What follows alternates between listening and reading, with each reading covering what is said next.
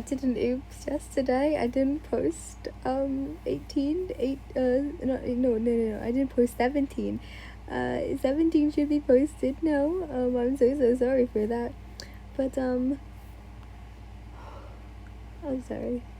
Every time I record, I just have to yawn. And once again, I'm so sorry for that. I did not mean to do that. I was, I guess, really tired yesterday. I'm so sorry. But anyways, here's 18.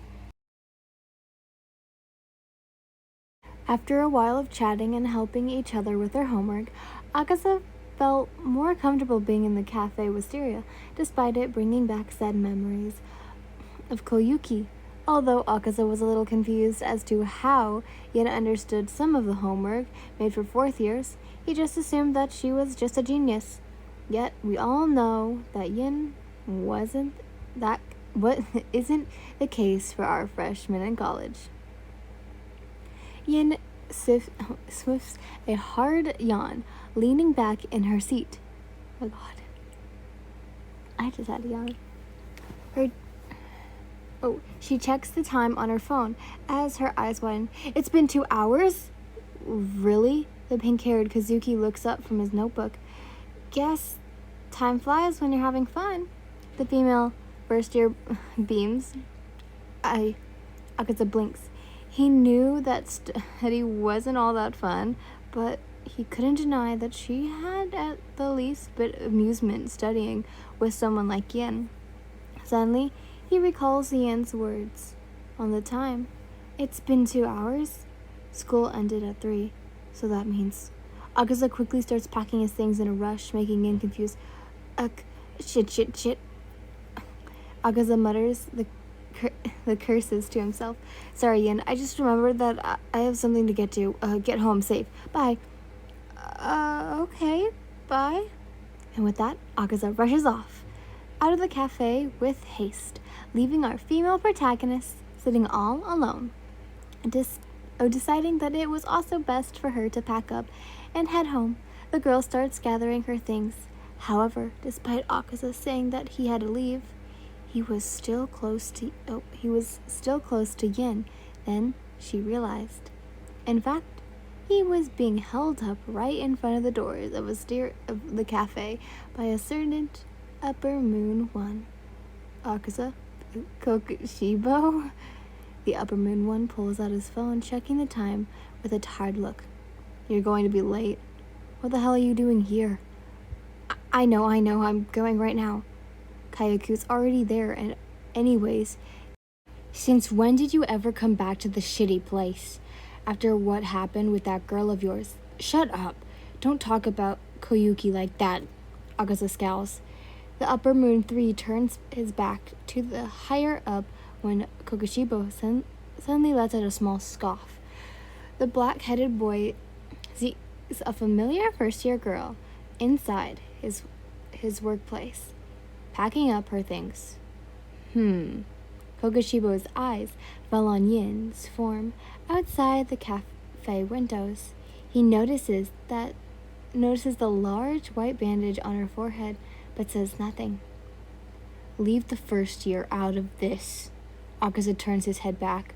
I came here out of my own will. She had nothing to do with it. Kokushibo lets out a sigh from his nose. I didn't even say anything, but whatever the case may be, the Upper Moon 1 suddenly takes a step forward, leaning towards Akasa's ear. He speaks in a hushed tone. Remember what's at stake. Don't lose, or you'll disappoint him.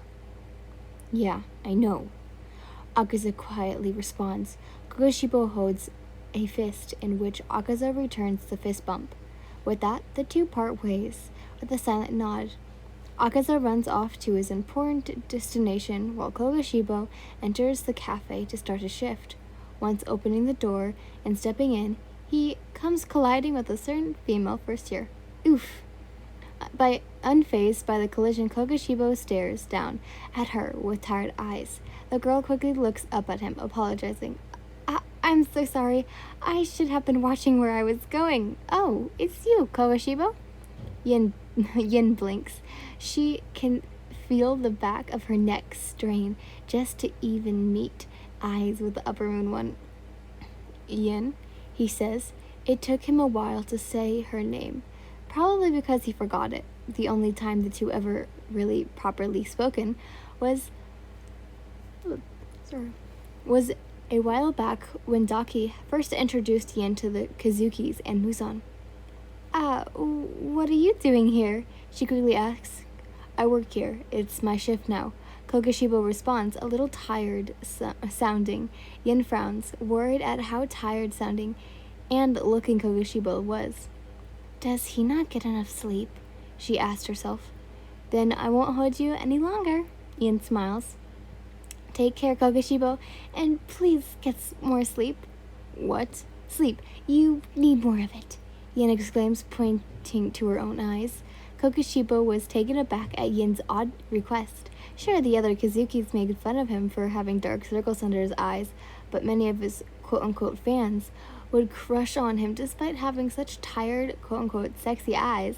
But hearing someone being concerned for his well-being felt weird. It didn't feel right. Yet, he didn't exactly hate it. Okay, was all Kokushibo could respond. Oh my god, I'm gonna butcher his name. Michikatsu, the familiar voice, belonged to the familiar male barista, makes Yin turn. She speeds walks over to the two, out of breath. You've gotta get in.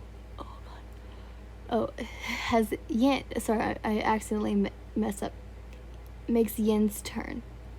She speeds walk out of the place as he speed walks over to the two out of. Oh my god, never mind. I read that right the first time. Sorry.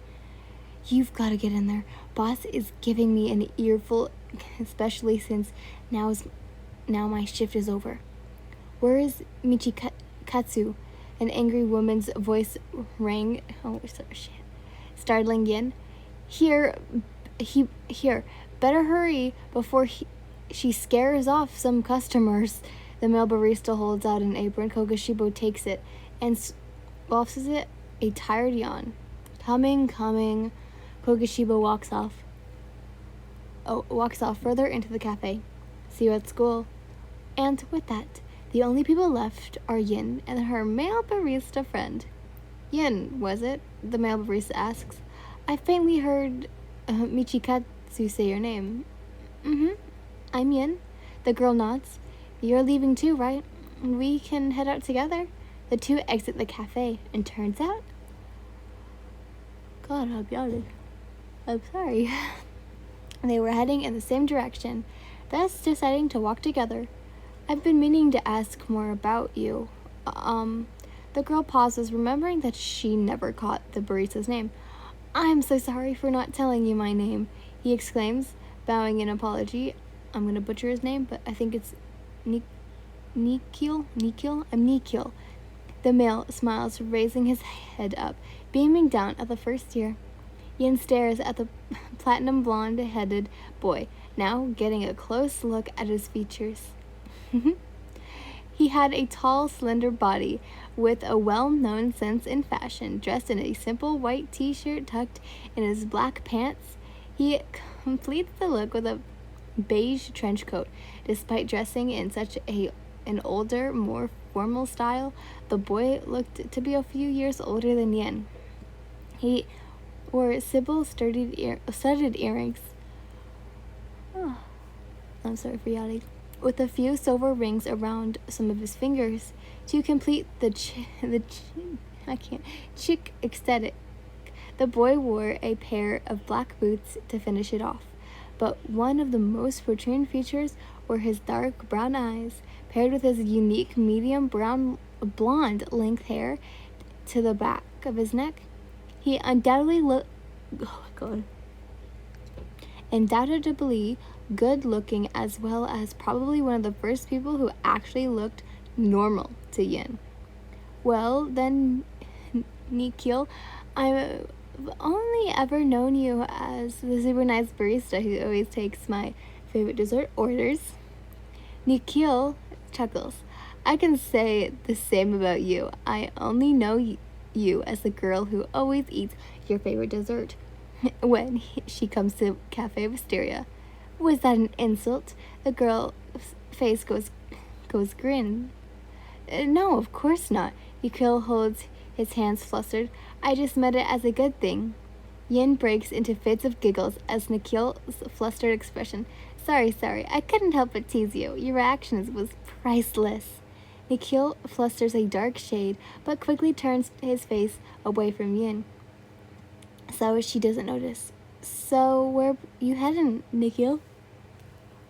Gosh, I can't stop yawning. I'm sorry. Nikhil was a little taken aback at such an upfront question by Yin, especially since this was the first time they ever introduced each other. I'm so sorry. I shouldn't be asking that since we just met. Yin shakes her head. No, it's all right. Just, I'm just surprised. That's all. Nikhil reassures her. I was thinking of heading home, but I just remembered I needed to buy some groceries. Nikhil lets out an exhausted sigh. First work, now running errands. Seeing how tired her new acquaintance was, Yin couldn't help but feel this feeling of wanting to at least help him out. She understood where he was coming from because she had to work 2 jobs as a freshman in college, working a long day at work, only to not even get a moment's rest when she was forced to move around right after. I can help, Yin suggests. Nikhil blinks at her, surprised at her suggestion. Yin sneaks her eyes, staring down at her, as if he was judging her. But on her assuming, Nikhil was just nothing of the sorts. Instead, he plastered a grateful smile. Thank you, Yin. Sorry, I'm gonna yawn all this time. Skip goes. Okay. A bag, or do you have your own bag? The female cashier asks. The two of us. The woman was in definitely her 20s, yet her hair was an odd gray with white streaks, as if she was an old lady. My own, Nikhil nods, handing her the money and several of his own bags. The cashier takes the money and puts it into the register as the receipt is produced. She goes to pick up the multiple bags of groceries before ripping out the receipt and handing it to Nikhil. Thank you. You two have a great day now. Nikhil reaches for the multiple bags but didn't think ahead of that many bags being there. I can help. Yin peers over his shoulder. His eyes widen. No, I've had you help me enough, Yin. Please, you can go ahead. I'll handle this on my own. But Nikhil is cut off by Yin, already grabbing 2 bags. They're light. Ack, I just said you don't have to worry about it, Nikhil groans. Well, we're friends, so I'm supposed to help you. The girl huffs a breath, reaching for another bag. Nikhil quickly yelps, intercepting with Yin and the bag and grabbing it. I said it's okay. I got this. No, you don't. You're so stubborn. The cashier lets out a roaring laugh. Man, you two remind me of an old married couple. The cashier's words make Nikhil and Yin blush dark shades. We're not a couple, the two screech. If you say so, the cashier says ever so directly. Anyways, Yin goes back to grabbing more bags, but just as Nikhil could protest, the cashier leans over the checkout counter towards Nikhil with a hand over her mouth.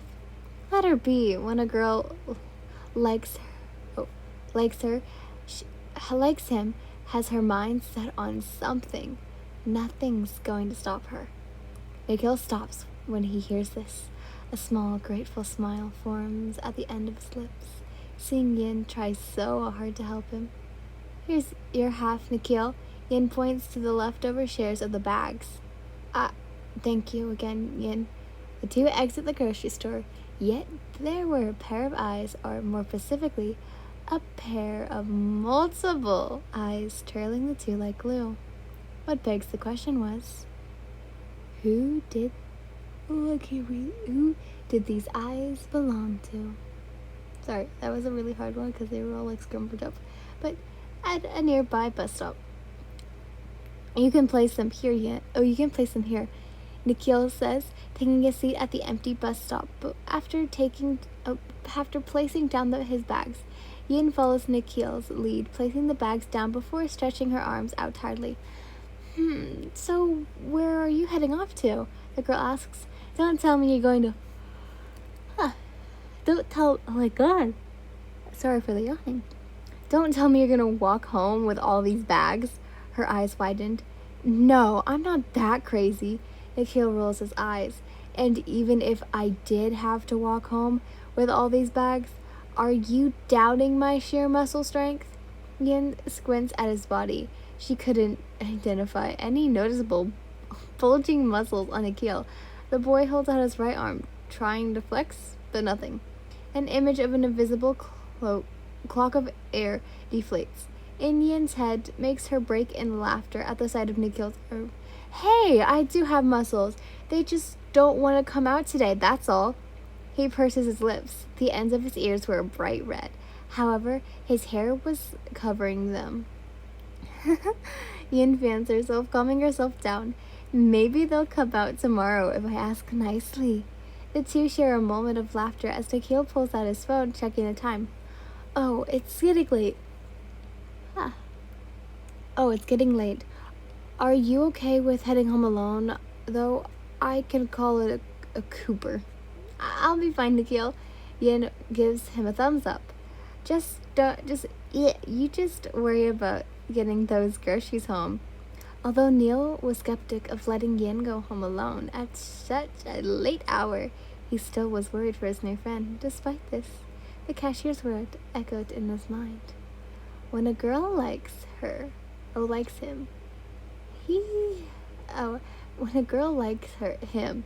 she has her mind set on something.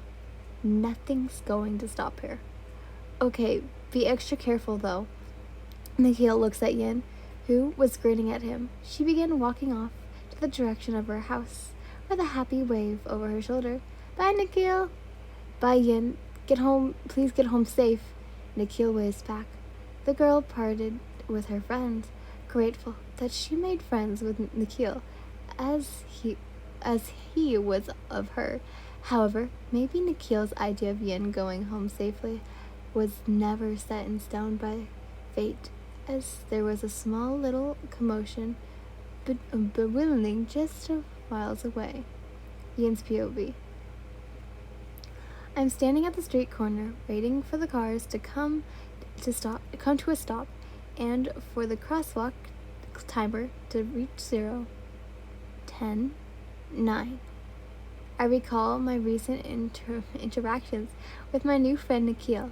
He's very nice, especially when I first met him at Cafe Wisteria, giving me a bigger portion of your favorite dessert because it was my first time at the cafe. Nikhil is just the best. I'm glad the two of us properly talked today. I pull up my phone, checking the time. 6:10 p.m. Nato doesn't come home until 8 or later. I should hurry and make something to eat for the both of us. Just as I'm putting my phone away, the sound of a couple catches my attention, or at least of what I believe to be a couple. Aw, come on, hang out with me, a girl says pleadingly. I'm very busy, and you know this. A familiar, pervaded voice speaks, replying. His tone lowers to a stern, cold tone. We're out in public. Don't step the line. I scratched my face at how awkward and uncomfortable everything was. I scoot over a few inches, but then form. Why was that guy's voice so familiar? Oh no, I have to do his voice. Without much thought, I glance over to my left, to the sudden gap in disgust. It was none other than that pervert Kazuki. Doma. A girl who looked to be around the same age as Doma is seen standing uncomfortably too close to him, as he looked like he wasn't having any of it. He coldly looks over at her, at this point, whisper shouting, "Listen." But he suddenly stops himself as he looks around his surroundings, probably because his self-conscious of people hearing the two of them. I quickly alert my attention from them, but I was too late. Our eyes met. I look away, pretending to be on my phone, but an excited gasp made my blood run cold. "My Yin!" Doma exclaims. He rushes at me, his arms out, before pulling me into a hug. "Doma!" I tried to resist him, but not only was he towering over me in weight, height, but also strength. Though, despite being smothered in his large chest, I can barely hear the conversation happening between the two. The girl is cut off by Doma, who, I felt by reflex of his body muscles, turned to her. I popped free of my face from his chest to see Doma's eyeing down the girl. She was silent. "Leave. I have business to take care of," Doma coldly states. Yes, Doma." She gives me a dirty glare look before starting off angrily. What's up with her? I look away from the girl. 2, 1. The countdown timer ends as people around us start walking across the street.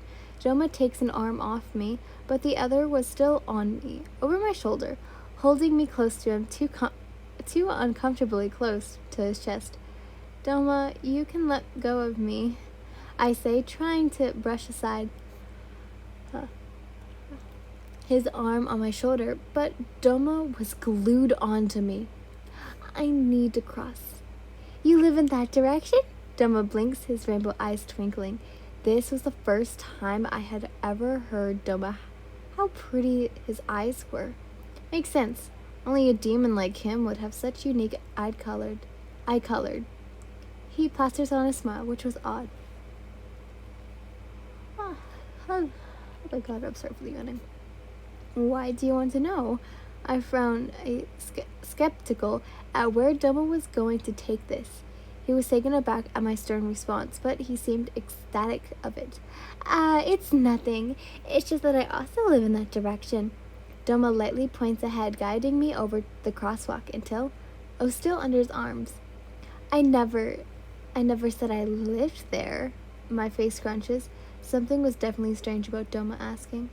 "Oh, well, it's just there was one time where us Kazuki were walking home when we saw you in front of a house, crying." Doma plasters a gloomy look. "I was so worried for you." "Wait, what do you want?"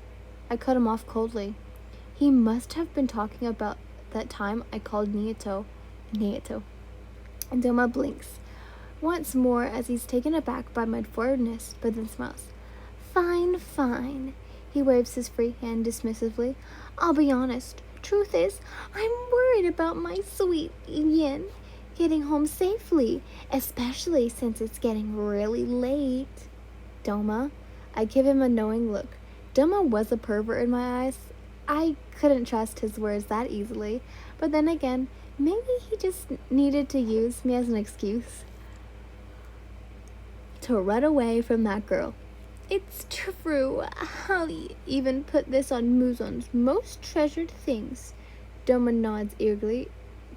"Muzon's most treasured things?" I make a face. Doma leans close to my left ear, whispering, "These strange, limited songs discs from this very famous artist. I don't exactly remember his name, but I know he was considered the king of pop." My eyes widened, as there was only one man from outside this dream that could only ever have such a title. Now that I think about it, there was countless memes about how Muzon and Michael Jackson looked alike. Muzon noticed me trying to hold back my laughter, in which he quickly says, "Don't tell Muzon anything I said.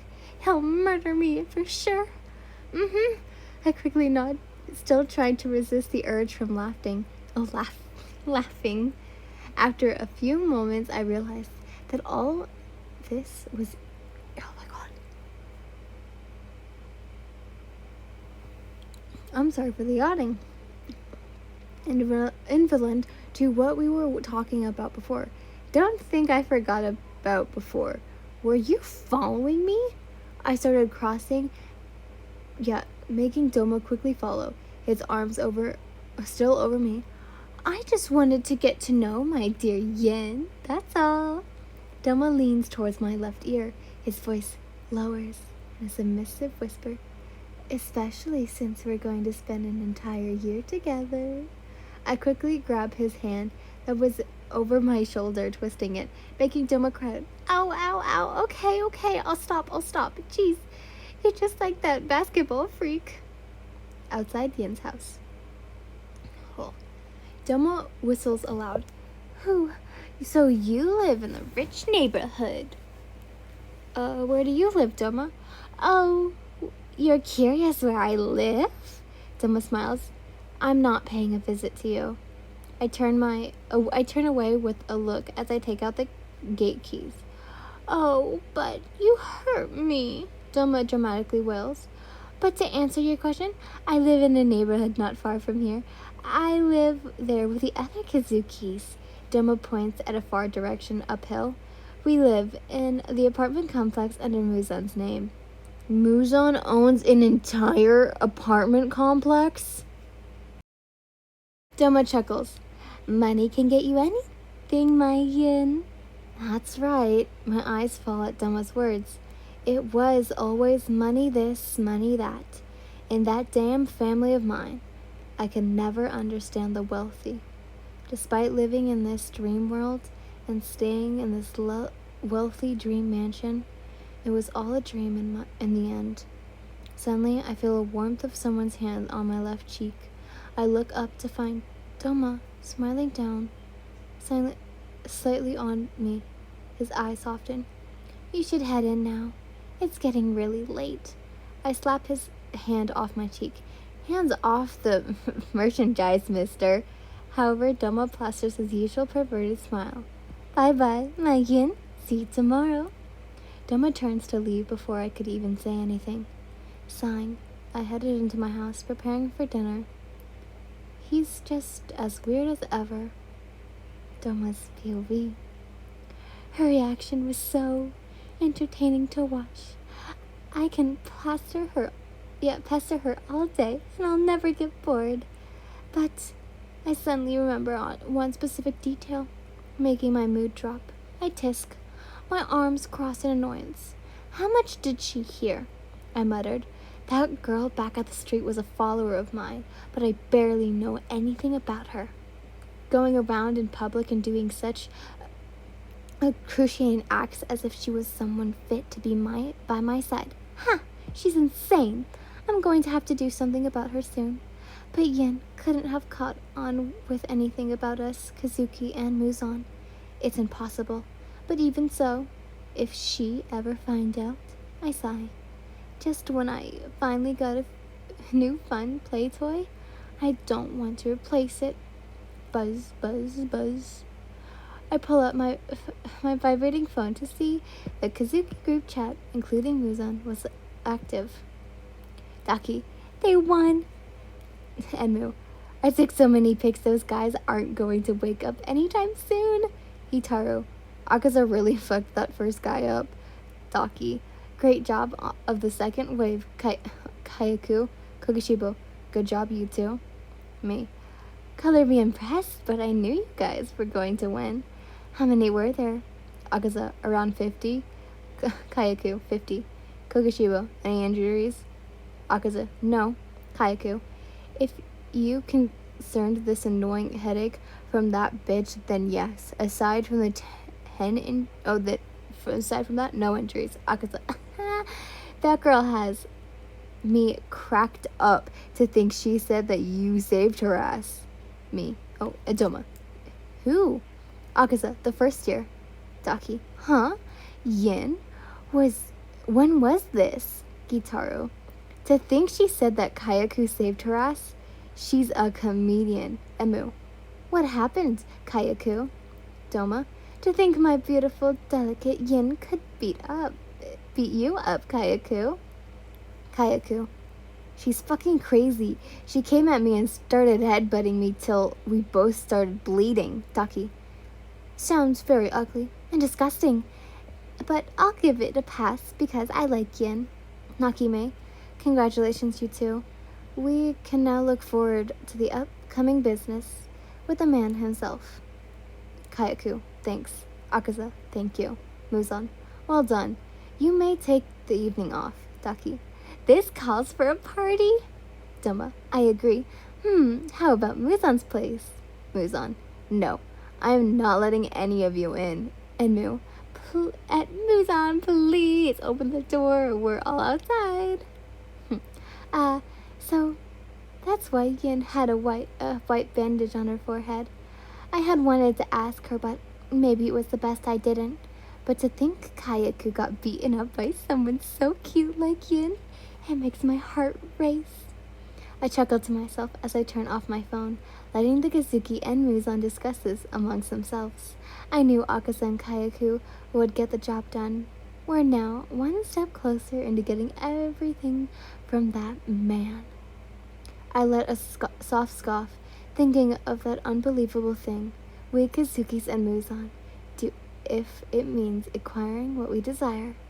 If we were one day get caught, it would be a shame. A shame for both of our sides. And the side that discovered us. I'm not paying you a visit. Hands off the merchandise, mister. If she were the one to find out who we really are, what type of expression would she have? Would she be sad, angry, disappointed?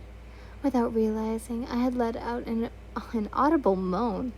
There I go again, moaning in public for no reason. But I couldn't help it. Just thinking of her surprised reaction to all this makes her all the more cuter.